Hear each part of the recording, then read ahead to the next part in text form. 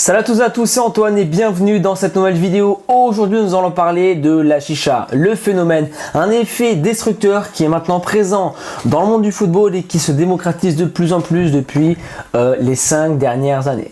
La chicha à la base qui était culturelle, qui était présent d'ailleurs dans les pays du Maghreb où je suis allé de nombreuses fois en vacances, et c'est là où j'ai pu constater que c'était fumé le soir, vraiment après le travail, après avoir mangé, c'était fumé en plein air. Aujourd'hui, des bars à chicha et ça se passe en boîte de nuit dans un endroit confiné qui fait que même les personnes qui ne fument pas, en une heure, en restant présente dans ce lieu-là, ça équivaut à 6 cigarettes fumées.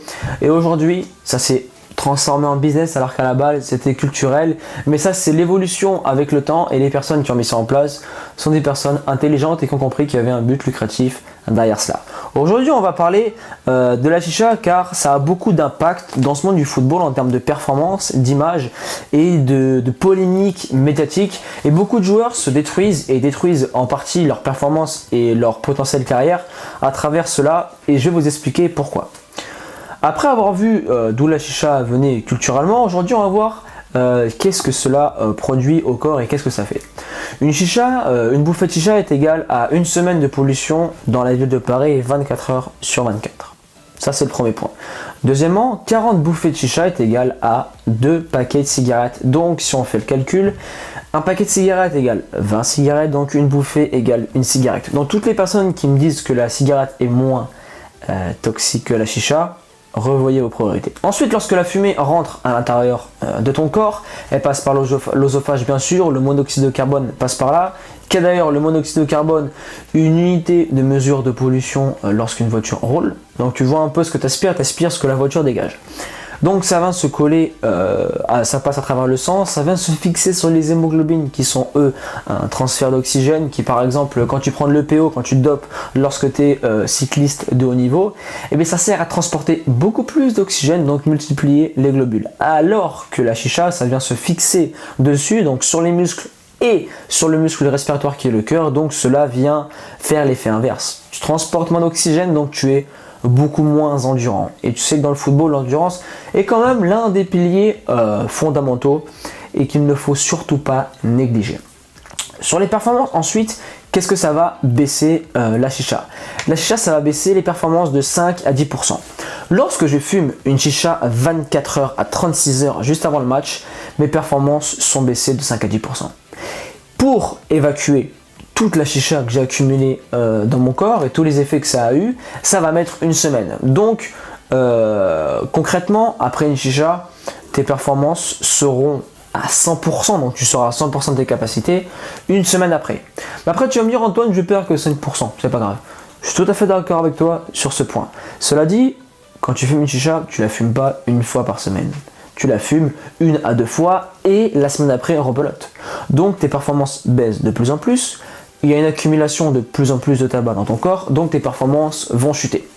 Mais aujourd'hui, malheureusement, l'inconscient et le subconscient s'identifient à des joueurs qui sont professionnels et qui d'ailleurs ne dégagent pas de professionnalisme. Je parle d'ailleurs de Bounassar, des joueurs comme Serge Aurier, Ливен Kurzawa, Adrien Rabiot. Je ne les blâme pas. Je ne dis pas que ces joueurs ne sont pas professionnels. Ils sont professionnels bien sûr, mais ils n'ont pas, ce ne sont pas des exemples de professionnalisme. Voilà là où je veux te parler. C'est pas des exemples de professionnalisme, et vu qu'ils jouent à un niveau très haut, des joueurs disent mais lui il arrive, il fume la chicha, donc moi aussi je peux me permettre de fumer la chicha. Et ça c'est non, tu tombes dans le panneau, parce que ces joueurs-là, s'ils fumeraient pas la chicha, ils seraient encore meilleurs. 5% dans le monde du haut niveau, c'est extraordinaire. C'est vraiment le détail qui fera la différence et ce qui fera que tu feras le petit pas de plus, tu arriveras à courir le mètre de plus, et c'est ça qui fera que tu arrêteras un but ou tu marqueras un but pour ton équipe. Donc c'est vraiment là que se fait vraiment la différence. Et c'est là où on va intégrer bien sûr le terme d'image, savoir gérer ton image. Aujourd'hui, la chicha, c'est clairement associé à un manque de professionnalisme. Et qu'est-ce qui se passe lorsque tu as un manque de professionnalisme? Et bien comme je te l'ai dit dans de nombreuses vidéos, les clubs regardent ce que font leurs joueurs sur les réseaux sociaux. Lorsque tu es dans une chicha, tu représentes ton club. Donc tu représentes ton club dans un bar à chicha. Penses-tu que c'est pas plus noble d'être autre part dans un bar à boire un coup avec un ami, ou au restaurant, ou à la salle de sport pour travailler et pour prendre de l'avance sur l'autre.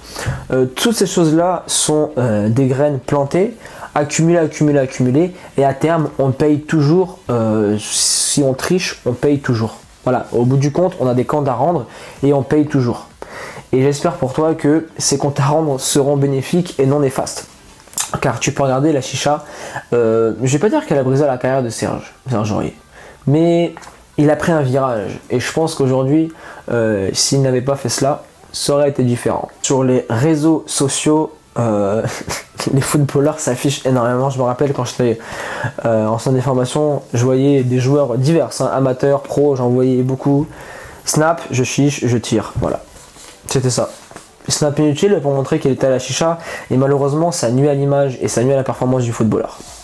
Malheureusement c'est comme ça, et c'est devenu un tic, une habitude qui soit à la part ennui, soit qui est festif, ou sinon qui est totalement un rituel, car des joueurs qui fument tout le temps une chicha avant leur match parce qu'ils sont performants. Et ça c'est leur point de vue et c'est leur façon de gérer leur avant-match. Quatrièmement, on arrive à mes conseils. Aujourd'hui, je ne veux vraiment pas te faire une leçon de morale en te rabâchant certaines choses et vraiment te dire, pour toi, ça se trouve, c'est un blabla, ça rentre d'une oreille, ça sort de l'autre. Non, aujourd'hui, je veux vraiment que tous les joueurs prennent conscience que c'est pas parce que un footballeur professionnel fume une chicha que moi, je peux faire la même chose parce que lui, il y est arrivé avec. D'accord ? Ok, ce joueur-là, il a du talent, ok, il a beaucoup travaillé, mais aujourd'hui, la chicha, de nos jours, l'image du football, il faut la rattraper en France. Et il y a un énorme problème là-dessus. Et la chicha va venir te planter un couteau dans le dos si tu es pris avec, si tu mets une photo sur les médias avec ou sur les réseaux sociaux, car ça va très vite et entre coachs, ça se parle. Aujourd'hui, dans le club amateur où je suis, je sais que dès qu'un joueur qui a la chicha, ça va aux oreilles du coach, il note. Et je sais que c'est un autre club qui l'appelle et dit fais gaffe, lui il est beaucoup à la chicha, il est beaucoup ci, beaucoup ça. D'accord ?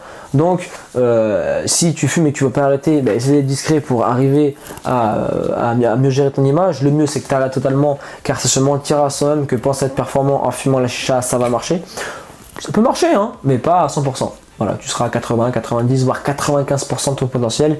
Et au lieu de jouer en Ligue 2, tu joueras en National ou en CFA2 ou en CFA. Voilà, donc fais vraiment la différence. Voilà tout simplement, j'espère que cette vidéo elle t'a plu, j'espère qu'elle t'a aidé. Si tu as un ami dans ton entourage qui fume la chicha, je t'invite à l'identifier. Peut-être qu'il en a rien à foutre de ma vidéo, mais au moins il pourra voir quel effet cela aura sur son corps de fumer la chicha. Ensuite, tous les joueurs qui ne fument pas, je vous invite à mettre ce hashtag, #NoSmoke, dans les commentaires de cette vidéo. À présent, tous les joueurs qui veulent aller plus loin en termes de préparation physique, nutrition et de performance du footballeur, je vous invite à télécharger mon ebook, la Bible du footballeur, qui est totalement gratuite. Le lien est dans la description de cette vidéo.